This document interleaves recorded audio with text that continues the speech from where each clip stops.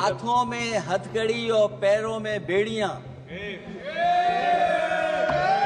तो पिछली बार हीरा लेकर के गए थे, इस बार सोने की जंजीर ले जाइएगा।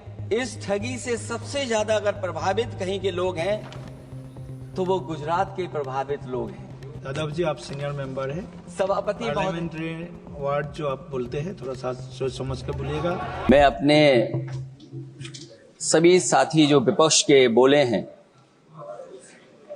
उनसे अपनी बात को जोड़ते हुए मैं भी इस बजट के विरोध में खड़ा हुआ हूं। अध्यक्ष महोदय,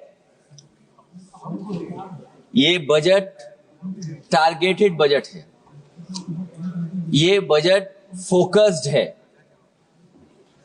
ये टारगेटेड फोकस्ड उन लोगों के लिए है जो बहुत संपन्न हैं, बड़े लोग हैं, उद्योगपति हैं, उनके लिए ये बजट बना हुआ है। और जो बात कही जा रही है कि भारत को विकसित राष्ट्र बनाने के लिए, मुझे इसमें कोई रोड मैप नहीं दिखाई देता है। और रोड मैप इसलिए नहीं दिखाई देता अध्यक्ष महोदय कि जैसे ही बजट आया, सभापति महोदय, जैसे ही बजट आया हम लोगों ने वो तस्वीरें देखी हैं। वो जो तस्वीरों में दिख रहा है, इधर हाथों में हथकड़ी और पैरों में बेड़ियां।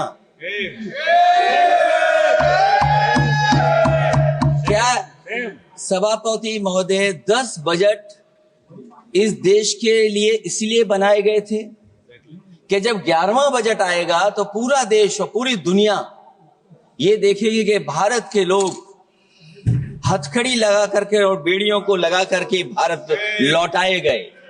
सभापति महोदय, मैं आपके माध्यम से ये बात कहना चाहता हूं कि अमेरिका जा रहे हैं तो पिछली बार हीरा लेकर के गए थे, इस बार सोने की जंजीर ले जाइएगा। जंजीर देखकर शायद उन्हें कोई और जंजीर याद आ जाए। और हो सभापति महोदय, हो सके तो कुछ बच्चे और महिलाओं को अपने साथ तो नहीं, किसी और जहाज में साथ लेते आएगा। वो जहाज भी तो भारत का ही होगा। इतना हक तो उनका बनता ही है कि कम से कम दूसरों की ठगी से शिकार कुछ लोग तो बाइज्जत देश लौट सकें। और सभापति महोदय, इस ठगी से सबसे ज्यादा अगर प्रभावित कहीं के लोग हैं तो वो गुजरात के प्रभावित लोग हैं। क्या यही सभापति हमारे विकसित भारत की तस्वीर है?